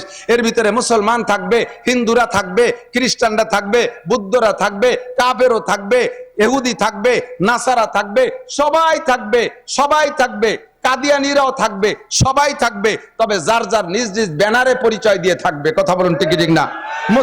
মুসলমানের ব্যানারে থাকবে, মুসলমানের ব্যানারে কোনো অমুসলমান থাকতে পারবে না। কাদিয়ানি গ্রুপ এরা নিজেদের পরিচয় দেয় ভাই আহমাদি মুসলিম জামাত। আহমাদি মুসলিম জামাত আপনারা জানেন কি জানেন না জানি না, তাদের নবী দাবি করে তারা গোলাম আহমদ কাদিয়ানিকে। ও কি সত্য না মিথ্যা? ও মোমেন না কাফের? আমার নবীর এগেনস্টে, আমার আল্লাহর এগেনস্টে যদি কেউ খুদাই দাবি করে সেও যেমন কাফের। আমার আল্লাহ, আমার নবীর এগেনস্টে আরেকজন যদি নবী দাবি করে সেও কাফের। আর তাকে যারা নবী মানবে তারাও কাফের। আর এই কাফের রে, এই কাদিয়ানিকে যারা কাফের বলতে লজ্জা পাবে, কাফের বলতে ভয় পাবে, কাফের স্বীকৃতি দিতে এলোমেলো করবে, তারাও কাফের। তাদেরকে কাফের বলার স্লোগানের সময় যারা মুখ বন্ধ করে রাখবে তাদেরও ইমানের মধ্যে ত্রুটি আছে। বিগত সরকার, বিএনপি সরকারের কাছেও দাবি জানাইতাম আমরা, আমলিক সরকারের কাছেও দাবি জানাইছি, কাদিয়ানীদেরকে বাংলাদেশে বসবাস করবে না তা না, তাদের থাকতে নিষেধ করি না, তারা থাকবে। তবে তাদের কাফের ব্যানারের অধীনে থাকবে, তারা মুসলিম জামাতের অধীনে থাকতে পারবে। যেহেতু সংস্কারের যুগ চলতেছে, মিডিয়ার মাধ্যমে পাঠায় দেব সংস্কার। যারা আছেন উপদেষ্টা মণ্ডলী, এখানে আপনারা সংস্করণ করবেন। বাংলাদেশে কোনো কাদিয়ানি মুসলমানের নামে থাকতে পারবে না, তারা কাফেরের নামে থাকবে, তাদেরকে কাফের ঘোষণা দিতে হবে। কথা বলুন ঠিক ঠিক না? আমাদের নবী মুহাম্মাদুর রাসূলুল্লাহ সাল্লাল্লাহু আলাইহি ওয়াসাল্লাম, আমার নবী নিজেই বলেন আনা খাতামুন নবিয়্যিন লা নবিয়্যা বাদি, আমি শেষ নবী, আমার পরে আর কোনো নবী আসবে না, আর কোনো নবীর দরকারও হবে না। ঠিক কি ঠিক না? আমার নবী এসেছিলেন এই মাসে, আমার নবী চলে গেছেন এই মাসে। আসছিলেন নবী 63 বছর আগে, চলে গেছেন 63 বছর আগে। একটু ঠান্ডা মাথায় বুঝে নিতে হবে দুইটা কথা। এই কথার পরে আমি আলোচনার দিকে চলে যাব। দুইটা কথা বুঝে নিতে হবে, যেহেতু মাসের পর তাকা যায়। আর তো আপনাদের এলাকায় 12ই রবিউল আউয়ালের আগে আমি ফিল পাচ্ছি না, কাজেই আজকে বলবো, কেউ বেখেয়াল হবেন না। দুইটা কথা, একটা হলো একটা লোক জন্ম নিয়েছে যে টাইমে 63 বছর আগে জন্ম নিয়েছে, তার জন্মের দিনটা বড় আনন্দের ছিল। বিশেষ করে যদি কোনো ফ্যামিলিতে শুধু কন্যা সন্তান হয়, 4-5টা মেয়ে হয়েছে, 4-5টা মেয়ে হওয়ার পরে তাও তা আবার কালা কালা মেয়ে হয়েছে, বাপে পরে গুটি খানিক মাইয়ে দেখিয়ে মনটা খুব খারাপ, স্ত্রীর সাথে কথাই কয় না। হঠাৎ করে শেষবার অতর্কিত ভাবে আল্লাহ তাআলা আবার একটা বাচ্চা দিয়ে ফেলাইছে। এই বাচ্চাটা পুত্র সন্তান, চেহারাটা একেবারে উজ্জ্বল, চাঁদের মতো ফুটফুটে। এই 6টা মাইয়ে যে আগে কালা হইছে, তাদের পর যে অসন্তুষ্ট ছিল সব মুছে যাবে, সব ধুয়ে যাবে একটা নেককার এরকম সুদর্শন পুত্র সন্তান দেখে। ঠিক না? কত খুশি সে, খুশি তার বউ খুশি, পুরো তার বোনগুলো, তা কি বলে, সে বাচ্চাটার বোনরা খুশি, বাড়ির সবাই খুশি। এই তার জন্মদিনে একটা মহা আনন্দ হয়েছে। তারপরের থেকে নিয়ে প্রত্যেক বছর তার জন্মদিন উপলক্ষে একটা কেক কাটাকাটিও বাঙালিরা করে থাকে। এটা যদিও কুপ্রথা, একটা আনন্দ করে থাকে। এভাবে চলছে তার জীবন ভরে। হঠাৎ করে লোকটা মারা গেছে, যুবকটা, যখন তার বয়স হয়েছে 26, 27, 28, টলমলে যুবক, দেখতে তো সেরকম নায়ক। গ্যাঞ্জাম ফাসাদ, গন্ডগোল ফাসাদের ভিতরে যুবকটা মারা গেছে। বলেন তো, তার এই 28 বছর পর্যন্ত তার মা বাপ যে পরিমাণ আনন্দ পেয়েছিল, স্বাদ পেয়েছিল, উপভোগ করছে আনন্দ, তার এই 27-28 বছরের সমস্ত আনন্দ আজকে ছেলেটা ওই যৌবনকালে, ভরা যৌবনে ছেলেটা মারা গেলে তার সারা জীবনের সমস্ত আনন্দকে শেষ করে দিছে না? বাকি জীবনে ওই আব্বা মা যতদিন বেঁচে থাকবে, ওই ছেলেটার জন্মদিন উপলক্ষে কি আর কেক কাটবে, নাকি মৃত্যুদিন উপলক্ষে তার শোক পালন করবে? মৃত্যুদিন উপলক্ষে তার শোক পালন করবে, তার জন্মদিনের আনন্দ শেষ হয়ে গেছে। ঠিক কি ঠিক না? আমার নবী, আপনার নবী, বিশ্ব নবী মুহাম্মদুর রাসূলুল্লাহ জন্ম নিয়েছিলেন ধরে নিলাম 12ই রবিউল আউয়াল। 63 বছর আগে তার জন্মের সময় সারাটা দুনিয়া আনন্দে আনন্দিত ছিল। কিন্তু 63 বছর পরে আইসা যখন সাহাবায়ে কিরামদেরকে এতিম করে রেখে নবী 12ই রবিউল আউয়াল চলে গেছে, দুনিয়া থেকে বিদায় নিয়েছেন, এখন কি নবীর জন্মদিনের আনন্দ অন্তরে থাকবে, নাকি মৃত্যুদিন উপলক্ষে শোক থাকবে? মৃত্যুদিন উপলক্ষে শোক থাকবে, ঠিক ঠিক না? 12ই রবিউল আউয়াল কাজেই সমস্ত মুসলমানদের আনন্দের দিন নয়, আনন্দের দিন চলে গেছে আগে, এটা আমাদের শোকের দিন। শোকের দিনটা আমরা শোক পালন করব, সেই শোকের পরিবর্তে ইহুদ নাসারারা কুচক্র করে আমাদের ভিতরে সেই দিনটাকে 12ই রবিউল আউয়াল এক শ্রেণী মানুষের মাধ্যমে নবীর জন্মদিবস উপলক্ষ তৈরি করে আমাদের শোককে অন্তর থেকে দূর করে দিয়ে সেটাকে আনন্দ উদযাপন করায়, ঈদে মিলাদুন নবী হিসেবে আমাদেরকে দিয়ে উদযাপন করায়। এটা আমাদের নবীর সাথে বেয়াদবি ছাড়া আর কিছুই না। কাজেই 12ই রবিউল আউয়াল সামনে আসলে আমরা এই দিন দুরুদ পড়বো, বেশি নবীর সামনে দুরুদ ও সালাম পড়বো, আমরা সোয়াব রেসানি করবো, ঠিক আছে না ইনশাআল্লাহ? ও দিনটা আমাদের আনন্দের দিন না, যুবকরা ও দিনটা আমাদের শোকের দিন। তোমরা যারা যুব সমাজ আছো, যুব সমাজ বিভিন্ন প্রোগ্রাম করবা, এই দিনটা তোমরা নবী আলাইহিস সালাতু ওয়াস সালামের সামনে শোক দিবস পালন করবা, এই দিনটা তোমরা ইবাদত বন্দেগীর মধ্যে কাটানোর চেষ্টা করবা। এলাকার জনগণকে নিয়ে আমার নবী মুহাম্মদুর রাসূলুল্লাহ এ মাসে চলে গিয়ে আমাদেরকে শোকাক্রান্ত করেছেন। সেই মাসে আমরা একটা ধর্মীয় আলোচনা নিয়ে বসছি। এখন বাংলাদেশে যে অবস্থা, প্রেক্ষাপটটা সকলেই জানতেছেন। আমরা এক ধরনের আনন্দ উপলব্ধি করতেছি, সেটা হলো বিশেষ করে উলামায়ে কিরামের দিক তাকান। আমরা দীর্ঘদিন পর্যন্ত শুধু এক সরকারকে আমি দোষ দেই না, কোনোদিন আমি একতরফা দোষ দেই না। সর্বকালে বিএনপির আমলে দেখেছি, এরশাদ সাহেবের আমলে দেখেছি, আওয়ামী লীগের আমলে দেখেছি, যে সরকার যখন তাকে উলামায়ে কিরাম বক্তারা মাঠে আসে, সেই সরকারের একটু তেল মেরিয়ে কথা বলা লাগে, সেই সরকারের তেল মেরিয়ে কথা বলা লাগে, সেই সরকারের আনুগত্য নিয়ে কথা বলা লাগে, তাদের পরামর্শ নিয়ে কথা বলা লাগে। আল্লাহর রহমতে বর্তমানে এই সময়টা আমাদের চলতেছে উন্মুক্ত পরিবেশ। আমরা কোরআন সুন্নাহকে সামনে নিয়ে মানুষের দোষ ত্রুটি কি আছে এগুলো আমরা আলোচনা সমালোচনা করার অধিকার রাখি, আমাদের বাধা দেওয়ার আর কেউ নাই। কথা বলেন ঠিক ঠিক না? উন্মুক্ত পরিবেশে আমি আপনাদের কাছে জানতে চাই, এই পরিবেশটা আমরা কেন তৈরি করছি? যুবকদের চেষ্টায় ছাত্রদের আন্দোলনে আমরা সকলে সহযোগিতা কইরা একটা পরিবেশ তৈরি করেছি। এই পরিবেশটার উদ্দেশ্যই হলো আমরা বাংলাদেশে বড় অশান্তির মধ্যে ছিলাম, এখন আমরা শান্তিকামী বাঙালি, শান্তিকামী জাতি, আমরা কিভাবে শান্তি পেতে পারি এই শান্তির স্লোগান তুলেছি। কথা বলুন ঠিক ঠিক না? অফিসে আমাদের শান্তি ছিল না, থানায় আমাদের শান্তি ছিল না, সেটেলমেন্টে আমাদের শান্তি ছিল না, এসিল্যান্ডে আমাদের শান্তি ছিল না, দলিল লেখারও জায়গা আমাদের শান্তি নাই, এসজিডির মধ্যে আমাদের শান্তি নাই, এমপির কাছে আমাদের শান্তি নাই, চেয়ারম্যানের কাছে আমাদের শান্তি নাই, উপজেলায় যায় আমাদের শান্তি নাই, যে জায়গা যাই সে জায়গায় অশান্তি। অথচ তারা আমাদের সাথে, তারা আমাদেরকে মাঠে নামাইছে বিশাল শান্তির স্লোগান দিয়ে। প্রত্যেকটা নির্বাচন, মেম্বার বলেন, চেয়ারম্যান বলেন, উপজেলা বলেন, এমপি বলেন, সকলে একটা নির্বাচনের সময় স্লোগান দেয় না? স্লোগান আমরাই তো দেই, নেতারা সামনে থাকে, তাদের তেল মারার জন্য আমরা স্লোগান দেই, বোতল ভাইকে দিলে ভোট, শান্তি পাবে দেশের লোক, ঠিক ঠিক না? আমি নাম কই না, কারণ কার নাম কব আবার কোন নামে মিশে যাবে, সে আবার কোন জায়গায় দাঁড়ায় রয়েছে, হুজুর আসো, আমার আবার অ্যাটাক করে নাকি তা আল্লাহ জানে। আর এমনি তো বাড়ি এলো গোপালগঞ্জ, মহাবিপদ নিয়ে ঘুরতেছি, এমন খালি নাম পরিচয় দিতে, গোপালগঞ্জ পরিচয় দিতে আপাতত ভয় লাগতেছে। তো দোস্ত, শান্তির স্লোগান যারা দেশে তাদের পিছনে আমরাই তো নাচছি, ঠিক ঠিক না? অমুক ভাইকে দিলে ভোট, শান্তি পাবে দেশের লোক। এইভাবে কয়েকটা নির্বাচন চলে গেছে, তাদেরকে আমরা শান্তির লোভে তাদের পিছনে ঘুরে ঘুরে স্লোগান দিছি। এখন দেখি আমরা স্লোগান দিয়ে আমরা যার যার কায়দায় সেই জায়গায় আছি, যাদের ভোট দিলে শান্তি পাবো তারাই অশান্তিতে, মহা অশান্তিতে। রমজান আসার আগেই তারা সব এতেকাফে বসে গেছে, বলি না? সেই সমস্ত বাঘা বাঘা নেতাকে যদি বলতো ইমাম সাহেব, মসজিদের ইমাম সাহেব, রমজান মাসে স্যার এবার তো রমজানে এতেকাফ করার লোক পাচ্ছি না, আপনি মন্ত্রী মহোদয় একটু এতেকাফে বসেন 10 দিন, আপনি উপজেলা চেয়ারম্যান একটু 10 দিনের জন্য এতেকাফে বসেন, আপনি ইউনিয়ন চেয়ারম্যান যদি 10 দিনের জন্য একটু এতেকাফে বসেন, এতেকাফের কেউরে পাচ্ছি না, এটা সুন্নাতে মুআক্কাদা কিফায়া, যদি ছুটে যায় তাহলে তো সবাই গুনাহগার হব। আপনি গণপ্রতিনিধি, জনপ্রতিনিধি, নেতা, এটা আপনার উপরে দায়িত্ব, আগে এতেকাফে বসেন। তাহলে এই কথা বলার সাথে সাথে ইমাম সাহেবের চাকরি থাকবে না। ইমাম সাহেব ননসেন্স, তোমার কোনো কমন সেন্স নাই, তুমি আমাকে বলো এতেকাফ করতে, আমি যদি 10 দিন মসজিদে এতেকাফে বসে থাকি তাহলে আমার উম্মতের কি উপায় হবে?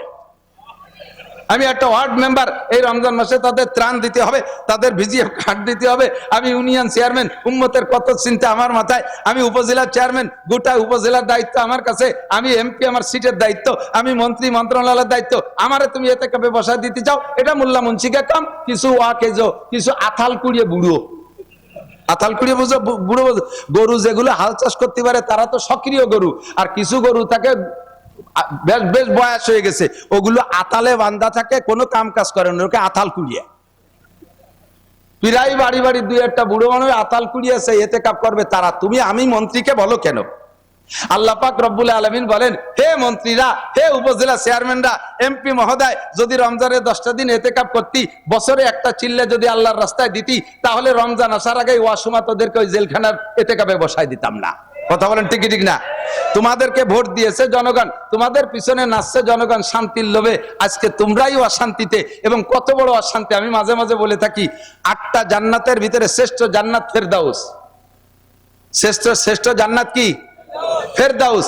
7টা দোজকের মধ্যে শ্রেষ্ঠ দোজক ওয়াইল। শ্রেষ্ঠ দোজক কি? সবচাইতে কঠিন দোজকের নাম ওয়াইল। এই ওয়াইল শ্রেষ্ঠ দোজক আর ফেরদাউস শ্রেষ্ঠ জান্নাত, এই দুইটাতে যাবে কারা? এই ওয়াইল দোজক আর ফেরদাউস জান্নাতের বাসিন্দা কারা হবে? শ্রেষ্ঠ নবী মুহাম্মদুর রাসূলুল্লাহ সাল্লাল্লাহু আলাইহি সাল্লামের উম্মত জান্নাতুল ফেরদাউসে যাবে, অন্য কোন নবীর উম্মত ফেরদাউস জান্নাতে যাবে না। আর উম্মতে মুহাম্মাদি ওয়াইল দোজকে যাবে, অন্য কোন নবীর উম্মত ওয়াইল দোজকে যাবে না। কারণ যারা শান্তির ও সবচাইতে শ্রেষ্ঠ শান্তির দাবিদার অধিকারী হবে, যাদের নামে বরাদ্দ আছে শ্রেষ্ঠ জান্নাত, শ্রেষ্ঠ শান্তি, সেই জাতি যাবে শ্রেষ্ঠ জাহান্নামে। সাধারণ কয়েদি যারা আছেন, আপনারা এলাকায় একটু কিলেকিলি মারামারি ঘুষোঘুষি করে টেরে একটু কেসে পড়ে জেলখানা যান, আপনাকে জেলখানা হলো বাড়ির দ্বারে ফরিদপুর। আপনাদের সুখ শান্তি এই সমস্ত সালতা নগরকান্দার বাজার দিয়ে, আর আপনাদের জেলখানা ফরিদপুরের জেলখানা। আর যারা সোনারগাঁও হোটেল আর সিরাটন আর বিদেশে বিদেশে বড় বড় দামি দামি হোটেলে আরাম করে আসে, বিদেশি হুর গেলমান নিয়ে, আল্লাহ তাদের জন্য জাহান্নাম জেলখানা রাখছে, সেই রকম সবচাইতে কঠিন সেলের ভিতরে তাদেরকে রাখা হয়। কথা বলেন ঠিক ঠিক না? শান্তি সব শেষ হয়ে গেছে তাদের। এই জন্য আমরা আর মানুষের পিছনে শান্তির স্লোগান দিতে রাজি। মুখ দিয়ে বলেন, শান্তির স্লোগান মানুষের পিছনে দিতে রাজি। যাদের পিছনে শান্তির স্লোগান দিছি তারা নিজেরাই অশান্তিতে, এবং গোটা বাংলাদেশকে অশান্তির আগুনের ভিতরে ফেলাই দিয়ে গেছে। ঠিক কি ঠিক না? যে দল বলেন না কেন, এ দল ও দল সে দল, এ পিঠ ও পিঠ সব পিঠ, কোন চাষিবা কোন সালুন খার জম। আমাকে ওই দেশের ওই পাশের বাংলায় কয়, কোন চাষিবা জম কোন সালুন খার জম। সব চাষিরে চিনি, সালুন খারজম সব চাষি। কাজেই আর আমরা অশান্তির দিকে পা বাড়বো না। আমার আল্লাহ যেখানে শান্তির কথা বলেছে, শান্তি সেখানেই আছে। ঠিক কি ঠিক না? শান্তির পরিচয় কার হাতে? শান্তি দিতে পারে কে? আল্লাহ পাক শান্তি দিতে পারে। মানুষের শান্তি দিতে পারে কোটি কোটি টাকার মালিক। দেখেন কত বড় বেইজ্জতি, অপমানি। দাড়ি কটা বুড়ো কালে চাইছিয়া সাধারণ একটা 150 টাকা দামের লুঙ্গি ভরিয়া একখান বাড়াইতে নৌকোয় কোনাকুনি কোন জায়গা যেন যাচ্ছিল। এর চেয়ে বড় আর বেইজ্জতি অশান্তি হতে পারে বলেন? তার টাকা এখনো পর্যন্ত 80,000 কর্মচারী বেতন নিচ্ছে, তার ইন্ডাস্ট্রি কলকারখানা সব চলতেছে, 80,000 কর্মচারীতে তার টাকা দিয়ে বেতন নিচ্ছে, অথচ সে একটা সিগারেট খাটটা পাচ্ছে না। তাহলে টাকার মধ্যে শান্তি আছে? ইন্ডাস্ট্রির মধ্যে শান্তি আছে? তার ইন্ডাস্ট্রিতে তৈরি হওয়া ঔষধ আমরা কিনে খাচ্ছি, অথচ সে একটা বড়ি পাচ্ছে না। কতক্ষণ? তাহলে ইন্ডাস্ট্রিজের মধ্যে শান্তি নাই। যুবক আমার দিক টাকা নড়াচড়া করিস না, ভালো রে বুঝে নে। বুড়ো গুলো বুড়ো হয়ে গেছে, অত কইছি না আথাল কুড়ি, ও কাজে লাগে না। তোমরা যুব সমাজ তৈরি হও, তোমাদের আন্দোলনে বাংলাদেশকে আমরা আলাদা একটা সম্ভাবনা সামনে দেখতেছি। কাজেই যুবক অ্যালার্ট থাকবা, প্রত্যেকটা কথা তোমরা নেওয়ার চেষ্টা করবা। জীবনেও কোনোদিন স্লোগান দিবা না। মানব রচিত আদর্শের ভিতরে, মানব রচিত মতবাদের ভিতরে কখনো আসল আদর্শ হতে পারে না, শান্তি থাকতে পারে না। শান্তি যদি পাইতে হয় তাহলে 2টা মার্কায় ভোট। আমার সেই পুরনো আবার নতুন করে আমি শুরু করছি, শান্তি যদি পাইতে চাও 2টা মার্কায় ভোট দাও। মার্কা কয়টা? জোর হলো না? নৌকা ধানের শীষ, হ্যাঁ, লাঙ্গল দাড়িপালা, ওর কোন মার্কার দাম নাই, সব মার্কা বাদ, আম্মা বাদ। ঠিক ঠিক না? শান্তি যদি পাইতে চাও কোরআন মার্কায় ভোট দাও। স্লোগান দিতে পারবেন? শান্তি যদি পাইতে চাও, আরো জোরে যুবকরা গলা ফাটাও, শান্তি যদি পাইতে চাও। 2 নম্বর মার্কা হাদিস, শান্তি যদি পাইতে চাও, শান্তি যদি পাইতে চাও, কোরআন আছে যেখানে, হাদিস আছে যেখানে, উলামায়ে কেরাম যেখানে, নারায়ে তাকবীর, এছাড়া বিকল্প কোথাও শান্তি নাই। ঠিক কি ঠিক না? প্রমাণ করে দেখাই দিতে পারি, চোখে আঙ্গুল দিয়ে দেখেন। 20 বছর পর্যন্ত আফগানিস্তানরা যুদ্ধ করছে রাশিয়ার সাথে। রাশিয়া আলারা মৌলবীকে কাছে, তালেবানকে কাছে মাইটার খাইয়ে গটি কম্বল গোছাই চলে গেছে। এদের যুদ্ধের কিস্সা বললে আপনি হাঁ করে রাতের পর রাত শুনবেন। যখন রাশিয়ার সাথে যুদ্ধ হয় সে সময় রেগুলার আমাদের কাছে নিউজ আসতো, বাঙালি অনেক মুজাহিদ সেখানে যুদ্ধ করতেন, আমাদের সাথীরা অনেকে যুদ্ধ করছেন, তাদের কাছ থেকে রেগুলার আমরা খবর পাইতাম একজন মুজাহিদ অনলি ধরা পড়ছে। 1000 রুশ সেনা একটা ক্যাম্পে, সব অস্ত্র রাশিয়া আমেরিকা সারা পৃথিবীতে পরাশক্তির সৃষ্টি এরা। তো রাশিয়ার দামি দামি ট্যাঙ্ক, 60টে ট্যাঙ্ক লাইন ধরা একটা ক্যাম্পের অধীনে, কামানও আছে, অন্যান্য সব অস্ত্র আছে। এর ভিতরে একজন মুজাহিদ দল বিচ্ছিন্ন হইয়া এই 1000 রুশদের কাছে ধরা পড়ে গেছে। ধরা পড়লে এরা তো খুশিতে বাগবাগ, এর থেকে তথ্য নেবে, ইচ্ছা মতো মারবে। দেখেন না ইঁদুরে, বিড়ালে ইঁদুর পাইলে দৈরেই কিন্তু মাইরে সিঁড়ি বুড়িয়ে খায় না, বেশ কিছুক্ষণ বলি খেলে, দেখছেন না, ছাড়িয়ে দিয়ে ফুস করে একটু তামাশা করে, আবার উপর দিক ফিয়ে মারে, এরকম ধরে বসে এই বলি খেলে, তামাশা করে। বিড়ালে যেমন ইঁদুর নিয়ে বলি খেলে, এই একটা মুজাহিদ পাইয়া রুশরা বলি খেলতেছে। এরপরে তাকে গুলি করার আগে বলছে, এই তোরা মৌলবীরা গল্প দিস, তোরা নাকি চুন ছুটাই দিয়ে টুপলা বানায় এরকম ফিকে মারিস, তাতে বলে ট্যাঙ্ক বাস্ট হয়ে যায়। পাও কথা পাও কোন জায়গা? এই ট্যাঙ্কের উপর দিয়ে বোমা মারলেও ট্যাঙ্ক বাস্ট হয় না, আর তোমরা চুন ছুটাই দিয়ে টুপলা বান দিয়ে ফিকে মারলে ট্যাঙ্ক বাস্ট হয়। যদি এরকম কিছু দেখাতে পারিস তাহলে তোরে ছেড়ে দেবো, আর যদি না পারিস তাহলে তো যা করার তা করতেছি, আরো করবো, শেষ পর্যন্ত করব। তো উনি মুজাহিদ আল্লাহর বুজুর্গ, উনি বললেন তা ঠিক আছে, আমার এক বদনা অজুর পানি দাও। এক বদনা পানি দিছে, অজু বানাইছে, 2 রাকাত নামাজ পড়ার সুযোগ চাইছে, নামাজ পড়ছে, সিজদায় যাইয়া বলছে, আল্লাহ ইন কুতিলতু মিয়াতা মাররা ফালা ফামা উবালি, আমার যদি 100 বার হত্যা করা হয়, আবার 100 বার তুমি জীবিত করে দাও, আবার 100 বার তারা মারে, আমার কিচ্ছু আসে যায় না, আমি একটু অন্তর থেকে মেনে নেব। ও রব্বুল আলামিন, তোমার কোরআনকে, তোমার ইসলামকে এই কাফের মুশরিকদের সামনে আজকে একটু বলন্দ করে দেখাই দিবা, তোমার কুদরত একটু দেখাই দিবা। আমারে যতবার মানুষ, আমার কোনো দুঃখ নাই, আমার কোনো আক্ষেপ নাই, তোমার কুদরত একবার একটু দেখাই দাও। আল্লাহ পাক রব্বুল আলামিনের কাছে সিজদায় পড়ে কান্নাকাটি কইরা এরপরে উঠিয়া এক মুঠ বালু নেছে। 1 মুঠ বালু নিয়ে বিশ্বনবী মুহাম্মদ রাসূলুল্লাহ সাল্লাল্লাহু আলাইহি সাল্লাম হিজরতের রাত্রে নিশ্চিদ্র পাহারা কাফেররা একজনের হাতের সাথে একজনের হাত ধরে ধরে দাঁড়িয়ে আছে। এই নিশ্চিদ্র বেড়া জালের ভিতর থেকে নবী বেরোয় যাওয়ার সময় যে আয়াতটা পড়েছিলেন, ফাগশাইনাহুম ফাহুম লা ইউবসিরুন ওমা রমাইতা ইজ রমাইতা ওয়ালাকিন্নাল্লাহ রমা, এই আয়াত পড়ে হুজুর 1 মুঠ বালুতে ফুক মেরে এরকম ফিকে মারছে, যত কাফের বাড়ির পাশে দাঁড়ানো ছিল সমস্ত কাফের 2 চোখের ভিতরে 2 করে বালু ঢুকে গেছে। ওরা যার যার হাত ছাড়িয়ে দিয়ে এই বালু নিয়ে চোখ ডলাডলি করতেছে, তার ভাগ্যে নবী বেরোয় চলে আসছে। কন্যা সুবহানাল্লাহ। এই আয়াত ওই মুজাহিদ পয়রা বালুর মধ্যে ফু দিয়ে 60টে ট্যাঙ্ক যে লাইনে দাঁড় করা ছিল ওই দিক ফিকে মারছে, প্রত্যেকটা ট্যাঙ্ক যেন নিচে দিয়ে বোমা মারলে যেমন উড়ে যায় ওইভাবে টাস টাস করে বাস্ট হয়ে সমস্ত ট্যাঙ্ক গুলো উড়ে চলে গেছে। মারছে কে? আল্লাহ কয় মা রমাইতা ইজ রমাইতা ওয়ালাকিন্নাল্লাহ রমা। আরে আমার বান্দা পাগল, মারছিস তোর হাত দিয়ে, তোর হাতে কোনো ক্ষমতা নাই, তোর হাতের মধ্যে আমি আল্লাহ তাআলা আমার আসমানি বুলডোজার ক্ষমতা আমি ঢুকাই দিয়েছি, আমার আসমানি অ্যাটমিক শক্তি ঢুকাই দিয়েছি, আমি আমার অ্যাটমিক শক্তি দিয়ে তোর এই ট্যাঙ্কগুলোকে উড়িয়ে দিয়েছি।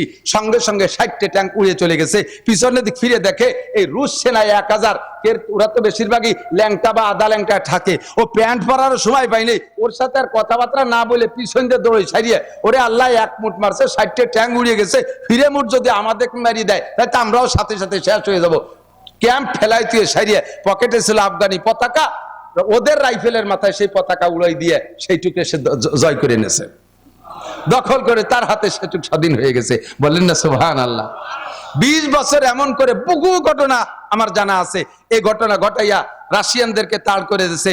এরপরে 39 দেশ মিলে ন্যাটো বাহিনী, 40টা, তার ভিতরে পশ্চিমা সব, আমাদের মুসলিমদের ভিতরে তুরস্ক আছে নেটোর ভিতরে, এই মধ্যপ্রাচ্যের ভিতরে শক্তিশালী নিজ হাতে অস্ত্র তৈরি করতে পারে যারা, তার ভিতরে অন্যতম হলো তুরস্ক। এই তুরস্ক সেই নেটোর সাথে আছে, আমেরিকা আছে, ফ্রান্স আছে, ইটালি আছে, অস্ট্রেলিয়া আছে, এভাবে সব আছে।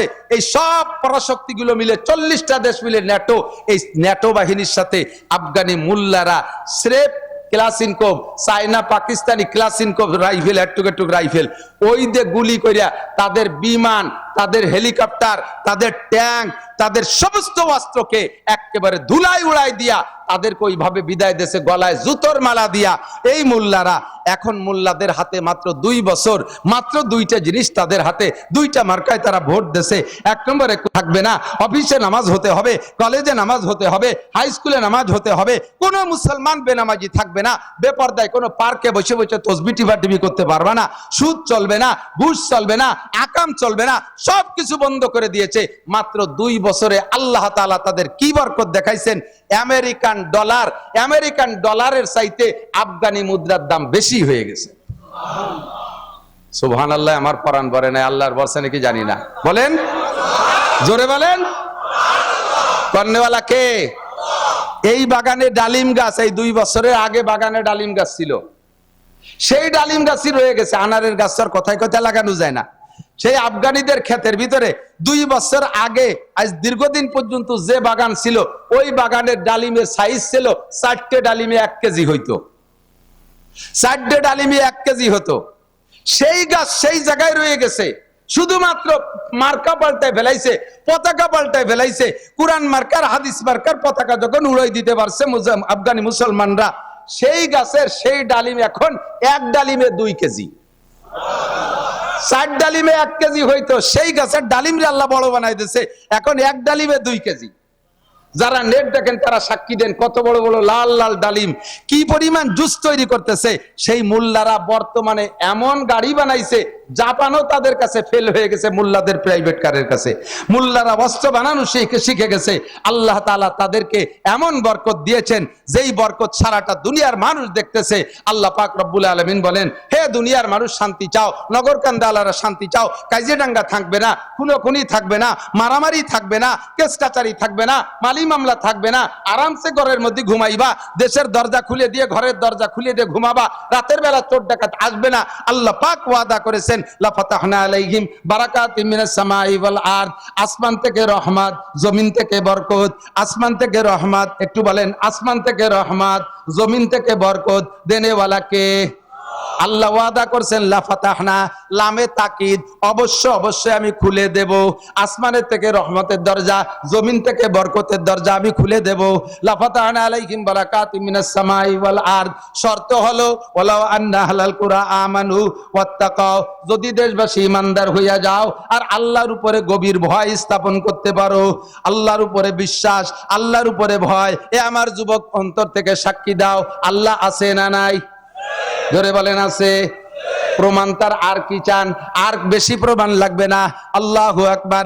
ইতামাশা গাহে আলম রয়ে তুস, ইতামাশা গাহে আলম রয়ে তুস, তুকু যাবারে তামাশা মিরবি। আরে দুনিয়াটা সবই তামাশা। আবার তামাশা দেখতে টেলিভিশনে যাওয়া লাগে নাকি? তামাশা দেখতে সিনেমায় যাওয়া লাগে? জগৎটাই তামাশা। কথা কন না কে? আল্লাহর কুদরত দেখতে বেশি দূর যাওয়া লাগে না, তোমার সামনে, চোখের সামনে আল্লাহ কুদরত দেখায় দিয়েছে। বিগত সরকারের হাতে সরকারি পাওয়ার, বুঝেন? আমলিগ বিএনপি এক সাইডে সকলকে শিক্ষা দেওয়ার জন্য বলছে, কথা মনে রাখবেন। ফাতাবিরু ইয়া উলিল আবসার, আল্লাহ পাকের স্বভাব। বড় বড় কাফেরদের একটা কিসসা কোরআন শরীফের মধ্যে বইলে, ফিরাউনরে এভাবে ধ্বংস করছি বলে লাস্টে কয় ফাতাবিরু ইয়া উলিল আবসার, এ দুনিয়ার জ্ঞানী গুণী বুদ্ধিজীবী যারা আছো, ওখান থেকে তোমরা শিক্ষা গ্রহণ করো। দোয়া পড়ি, কারেন্ট চলে যা, দোয়া, ইন্না লিল্লাহি ওয়া ইন্না ইলাইহি রাজিউন।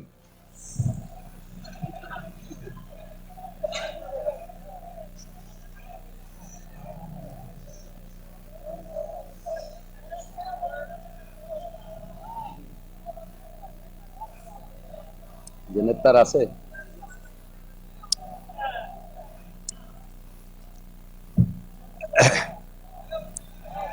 বলেন আসার দোয়া পড়েন, আলহামদুলিল্লাহ। কারেন্ট আসার দোয়া কি? যাওয়ার দোয়া, আবার ইন্না লিল্লাহ, ইন্না লিল্লাহি ওয়া ইন্না ইলাইহি রাজিউন। আল্লাহু আকবার। কষ্ট হচ্ছে আপনাদের? বড় বড় কাফেরদেরকে ধ্বংস করার লম্বা একটা কিসসা বলে আল্লাহ পাক বলেন, ফাতাবিরু ইয়া উলিল আবসার, এ তোমাদের যদি জ্ঞান থাকে, বুদ্ধি থাকে, এখান থেকে উপদেশ গ্রহণ করো। কথা বলেন ঠিক কি ঠিক না? আল্লাহ তাআলা আমাদেরকে ঘটনা ঘটায় উপদেশ গ্রহণ করার হুকুম দিয়েছেন, উপদেশ গ্রহণ করে এখান থেকে শিক্ষা নাও। কত বড় তাজা বাস্তব খবর, এদিক তাকান। নবী আলাইহিস সালাতু ওয়াস সালামের বদরের যুদ্ধে মুসলমান 313 জন। কয়জন মুসলমান? কয়জন? 313 জন। তরবারি মাত্র 2 খেন বা 3 খেন, ঘোড়া 2টা, ঘোড়া 2টা বা 3টা, উট 2টা, মানুষ 313 জন। বদর মদিনার থেকে বেশ দূরে, সেই জায়গা পর্যন্ত গেছে পায়ে হেঁটে। এই ঘোড়ার উটের উপরে শুধু জরুরি সামান নেছে। তরবারি প্রত্যেকের কাছে একখান না, তরবারি প্রত্যেকের কাছে একখান না, টোটাল বাহিনী মিলে 2-3 খান তরবারি। এই নিয়ে লড়তে গেছে কাদের সাথে? আবু জাহেলের বাহিনীর সাথে। 1000 সৈনিক এবং বাছাই করা, সে হলো সৌদি আরবের গভর্নর। মুসলমানদের সাথে লড়তে আসতেছে, বেদায় সেনাবাহিনীর ভিতরে একেবারে বাছাই করা সৈন্য শক্তিশালী যেগুলো, তাই নিয়ে আসছে। প্রত্যেকের হাতে তৎকালীন সর্বশ্রেষ্ঠ শক্তিশালী শক্ত তরবারি, প্রত্যেকের পাছার নিচে এক একটা করে ঘোড়া, মাল বহন করার জন্য উট আলাদা। এইভাবে এসে লড়তে আসছে। বেশিক্ষণ টিকতে পারে নাই, 2-5 দিন 10 দিনও না, মাত্র একদিনের কিছুক্ষণ টাইমের ভিতরে 313 জন মুসলমানের 3 খান তরবারির সামনে তারা ধরাশায়ী হইয়া একেবারে 70 জন জায়গায় জাহান্নামী, 70 জন অ্যারেস্ট হয়ে গেছে, বাকিরা পলাই চলে গেছে, সমস্ত মাল ফেলাই দিয়ে গেছে, পরনের কাপড়টা পর্যন্ত পরে যেতে পারে নাই। ফাতাবিরু ইয়া উলিল আবসার, এ কাম করতে পারে কে? নিরস্ত্র যে থাকে, অস্ত্র যার কম থাকে, তার পক্ষে আল্লাহ থাকে। যদি আমি ভুল করি তাহলে আমার পক্ষে আল্লাহ থাকবে না। সরকারের সাথে সরকারি পাওয়ার, সরকারের সাথে সেনাবাহিনী, সরকারের সাথে বিডিআর, সরকারের পক্ষে র্যাব, সরকারের সাথে পুলিশ, সরকারের সাথে আনসার, সবকিছু নিরস্ত্র যুবকদের ধাক্কায়, স্লোগানে সরকার সবকিছু ছেড়ে দিয়ে চলে গেল। সরকার সবকিছু ছেড়ে দিয়ে চলে গেল। এ জায়গা কার কুদরত? কার কুদরত? এই কুদরত পাইয়া তোমরা বেশি ইত্রেইও না, লাফাইও না। বেশি এই কুদরত, আল্লাহর কুদরত দেখাই দিয়েছে। এখন ক্ষমতা পেয়ে যদি তোমরা আবার তাদের চাইতে বেশি বাড়াবাড়ি করো, আল্লাহ তাআলা কান ধরে আবার তাদেরকে এনে তোমাদেরকে তাদের হাতে মাইর খাওয়াইতে পারে। কথা বলেন ঠিক ঠিক না? বেশি বিয়াদবি উশৃঙ্খলা করলে আল্লাহ তাআলা একদল দিয়ে আরেক দলের সাইজ করে। আল্লাহ তাআলা নিজেই কখনো যুদ্ধই অস্ত্র নিয়ে আসে না যুদ্ধ করতে। আল্লাহ পাক রব্বুল আলামিন তার কুদরতে যুদ্ধ করায় বিনা অস্ত্রে। দেখেন এত বড় সরকারকে কিভাবে আল্লাহ তাআলা পতন ঘটায় দিয়েছে। ফাতাবিরু ইয়া উলিল আবসার, বলতে চাইছে ওই কথাটাই। শান্তি দেয় কে? অশান্তি কে দেয়? তো শান্তি যদি পাইতে চাও, 1 নম্বরে আল্লাহকে ঈমান দাও। আল্লাহ আছে না নাই?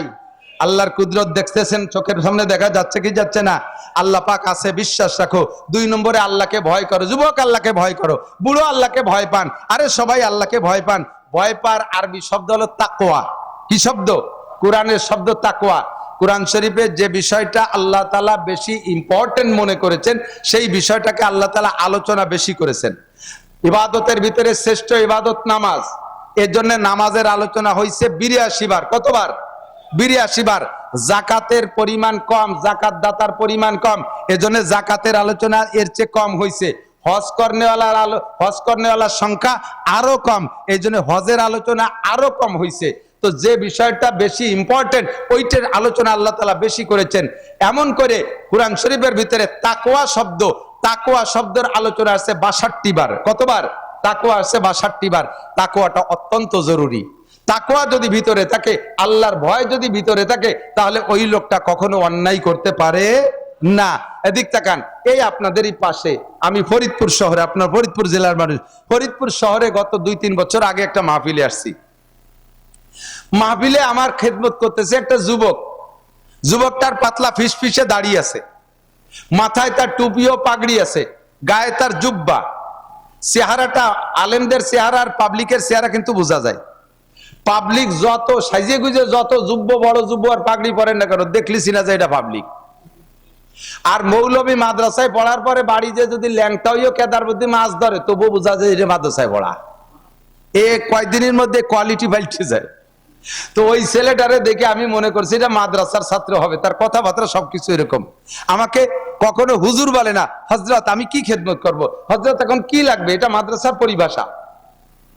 তো মাহফিল শেষ পর্যন্ত সে আমার পর্যাপ্ত খেদমত করছে। এরপরে আমি যখন বিদায় নেব তখন ছেলেটা বলতেছে, হুজুর আপনি তো আমার পরিচয় নিলেন না, একটু বলবো? বলো বলো তোমার পরিচয় বলো, নামটা কি যেন বললো, আমার মনে নাই, বাড়ি কোন জায়গা বলছে তাও আমার এখন মনে নাই। তো ছেলেটা বলতেছে, আমি ফরিদপুর রাজেন্দ্র কলেজের ছাত্র, মাথায় পাগড়ি, মুখে সুন্নতি দাড়ি, জীবনে দাড়িতে খুর লাগাই নাই, কেসি লাগাই নাই, গায়ে জুব্বা, মাথায় পাগড়ি, ছেলেটার সব কিছু আলেমানা ভাবে চলতেছে। এই ছেলেটা রাজেন্দ্র কলেজের ছাত্র, বলে হুজুর আমি যে রুমে থাকি, আমার রুমে একটু পা দিয়ে একটু কদম দিয়ে একটু বরকত দিয়ে যান। দেখলাম এতক্ষণ 2 ঘন্টা খেদমত করছে, তাই যাওয়ার সময় একটু বরকত দিয়ে যাই, নিয়ে যাই। ওর রুমের মধ্যে যাইয়া সত্যি বরকত দিতে, যে আমি বরকত নিয়ে আসছি, আমি আমার জিন্দেগির জন্য একটা সবক ওখান থেকে নিয়ে আসছি। ছেলেটা এই পরিবেশ তৈরি করছে আমার বয়ান শুনে, কিন্তু আমি তো বয়ানের গতিতে বয়ান করি, কিন্তু আমার সেই অবস্থা তৈরি হয় না নিজের। রুমের মধ্যে ঢুকে দেখি ওর রুমের ছাদে সিলিংয়ে লেখা আল্লাহ দেখে, বাংলায় লিখে রাখছে আল্লাহ দেখে, 4টে ওয়ালে 4 পাশে লেখছে আল্লাহ দেখে। সাইডে ওয়ালের দিক নজর পড়ছে, ওই লেখা দেখলাম, এদিকে নজর পড়ছে, লেখা দেখি আল্লাহ দেখে। পরে উপর দিক দেখি, তাও দেখি আল্লাহ দেখে। ওর রুমের ভিতরে ঢুকে আমার আতঙ্ক সৃষ্টি হয়ে গেছে, আল্লাহ এ জায়গাতে তাহলে আজে বাজে কোনো কথাও বলা যাবে না, কিছু করাও যাবে না, যেদিকে থেকে দেখি, যেদিকে তাকাই করবো সেদিকে থেকে দেখি আল্লাহ দেখে। আমি জিজ্ঞেস করলাম, বাপ তুমি লেখছো কেন? কয় যে হুজুর আপনি বলেছেন গুনাহ থেকে বাঁচতে হলে 3টে কথা, 3টে কাজ করলে তুমি গুনাহ থেকে বাঁচতে পারবা। 1 নম্বরে তুমি যে কোনো গুনাহ করার সময় মনের ভিতরে সংকল্প করো যে আমার এই গুনাহ অবস্থায় আমাকে আল্লাহ দেখে। কতক্ষণ? সুদ খাওয়ার সময় আল্লাহ দেখে না? না দেখে না, ওদিকে আল্লাহ খেয়াল করে না। ঘুষ খাওয়ার সময় তো খেয়ালই করে না, কতক্ষণ করে? বাগানে, পাট বাগানের ভিতরে বসে যখন গাঁজা আর ইয়াবা খান, সে সময় তো আল্লাহ টেরই পায় না। হ্যাঁ, রাত 12টা 1টার পরে যখন ফোনে প্রেম আলাপ করেন, ওই সময় আল্লাহ টের পায় না, আল্লাহ ঘুমায়। লা তাখুযুহু সিনাতুন ওয়ালা নাওম, আমার আল্লাহর ঘুমও নাই, আমার আল্লাহর তন্দ্রাও নাই। কথা বলেন ঠিক ঠিক না? আমার আল্লাহর ঘুমও নাই, তন্দ্রাও নাই। আমার আল্লাহ দেখে কি দেখে না? ও যুবক, তোমার আল্লাহ দেখে কি দেখে না? তুমি সুন্দরবনে যে জঙ্গলের ভিতরে প্রেমিকাকে নিয়ে গল্প করো, ওটা আল্লাহ দেখে? তুমি ওই সরোয়ার্দী উদ্যানে যাইয়া বিভিন্ন পার্কে বসে বসে বসে গল্প করো কলেজের সাথী বন্ধুদেরকে নিয়ে, বান্ধবীদেরকে নিয়ে, ওই হালাতটা আল্লাহ দেখে কি দেখে না? মদ গাঁজা যখন খাও তখন আল্লাহ, বিড়ি সিগারেট যখন খাই তখন আল্লাহ, মিথ্যে কথা যখন বলি তখন আল্লাহ, কতক্ষণ না দেখে? জোরে বলেন আল্লাহ দেখে। দোকান লুট করব যখন তখন আল্লাহ, পরের মাল চুরি করব, কেড়ে আনবো তখন আল্লাহ। এই সংকল্পটা যদি ভিতরে থাকে যে আমি এই কাজ করতেছি, এই অবস্থায় আমার আল্লাহ দেখে। আরে দুনিয়া আব্বার সামনে আমি এই কাজ করতে সাহস পাই না, পুলিশের সামনে করতে সাহস পাই না, নেতার সামনে করতে সাহস পাই না, জজের সামনে করতে সাহস পাই না, দুনিয়ার মানুষের সামনে করতে সাহস পাই না, আর প্রত্যেকটা কাজ আবার আল্লাহ দেখে, তাহলে আমি এই কাজটা কিভাবে করতে পারি? এই সংকল্পটা যদি ভিতরে আসে, গুনাহ থেকে ফিরবেন। ছেলেটা বলে, হুজুর আপনি যেদিন বলছেন যে এই সংকল্প, তারপরে দেখলাম যে একা একা সংকল্প আসে না। আমি একা রুমের মধ্যে থাকি, একা রুমের ভিতরে একটা যুবক ছেলে থাকলে নানান রঙের অন্যায় করা যায়, বিভিন্ন প্রকারের গুনাহ সে একা একা বসে করতে পারে। তখন আমি গুনাহ যখন করি, সংকল্পটা তৈরি করা আমার কঠিন হয়ে যায়। বিদায় আমি সব জায়গায় লিখে রাখছি যে আমি যেদিক তাকায় গুনাহ করব, চোখের সামনে লেখাটা পড়বে আল্লাহ দেখে। চোখের সামনে লেখাটা পড়বে আল্লাহ দেখে, আর আমার আল্লাহ যখন দেখে তখন আমি অন্যায় করতে পারবো। এই আল্লাহ দেখে ভয়টা অন্তরে তৈরি করা। 2 নম্বর কথা 3টে আমি বলে যাই, আবারও স্মরণ করাই দিই, মনে রাখবেন কথা 3টে স্মরণ করাই দিই। সেটা হলো, 2 নম্বরটা হলো কিরামান কাতিবিনা ইয়ালামুনা মা তাফআলুন। তুমি যে কাজ যে অবস্থায় যেখানে থেকে করো না কেন, সম্মানিত ফেরেশতা কাঁধে বসে লেখে। কতক্ষণ? কোরআনের কথা সত্য না মিথ্যা? 2 জন ফেরেশতার নামই কিরামান কাতিবিন। আমরা পাবলিকরা মনে করি ডান কাদের ফেরেশতার নাম কিরামান আর বাম কাদের নাম কাতিবিন। না, 2 জনের নামই হলো কিরামান কাতিবিন। কাতিবিন মানে বহুত লেখক, কিরামান মানে সম্মানী। প্রত্যেকের কাঁধে ফেরেশতা আছে, সমস্ত ফেরেশতাদেরকে সম্মিলিতভাবে বলা হয় কিরামান কাতিবিন ইয়ালামুনা মা তাফআলুন। তুমি যে কাজ করো তা তারা জানে, তুমি যা বলো তা তারা শুনে। আল্লাহ কয় মা ইয়ালফিজু মিন কাউলিন ইল্লা লাদাইহি রাকিবুন আতীদ। হে যুবক যুবতী, আবাল বৃদ্ধ বনিতা, রাজনীতি করো, গল্প করো, যা কিছু করো না কেন, সমস্ত কথা মুখ থেকে বেরোনোর সঙ্গে সঙ্গে কে শোনে? সঙ্গে সঙ্গে ওই ফেরেশতারা ওইটা লিখে ফেলে। চার দোকানে বসে বসে গল্প, আপনাদের এদিক তো নাই, চার দোকানে তো লোকজন বসে না তেমন, চা খাইয়েই তো চলে আসে, কতক্ষণ না কে। চায়ের দোকানগুলো হইছে মিনি সংসদ ভবন, ওখানে বসে যা আলোচনা করে সেই অনুযায়ী। একদিন শেখ হাসিনা দেশ চালাইছে, এর আগে খালেদা চালাইছে, এখনো এখান থেকে যা বুদ্ধি দিবেন তাই দিয়ে ইউনুস কাকা দেশ চালাবে, তাই নাকি? তোমার এই ফাও কথা ও পদ্মা পার হয়ে উবার যায় না, ঘন্টার পর ঘন্টা যত ফাও কথা, আজে বাজে কথা, সাথে সাথে কইতে কইতে কইতে কইতে গিবাত শিকায়তের মধ্যে চলে যায়, আছে না? গিবাত, আরে মিয়া টের পাচ্ছেন না, শুনতে শুনতে কান তেলছা হয়ে গেছে বলে লক্ষ্য করে শুনতেছেন না। আবার একটু মন থেকে একটু শোনেন গিবাত সম্পর্কে। গিবাত হলো, গিবাত কাকে বলে? আমি মৌলানা নাসির একটা অন্যায় করেছি, এই অন্যায়টা আপনি জানেন, তেমন আর কেউ জানে না, বা দুই একজন জানে। যেই দুই একজন জানেন, ওই দুই একজন না জানা মানুষের ভিতরে আমার এই দোষটাই আলোচনা করার নাম হলো গীবত।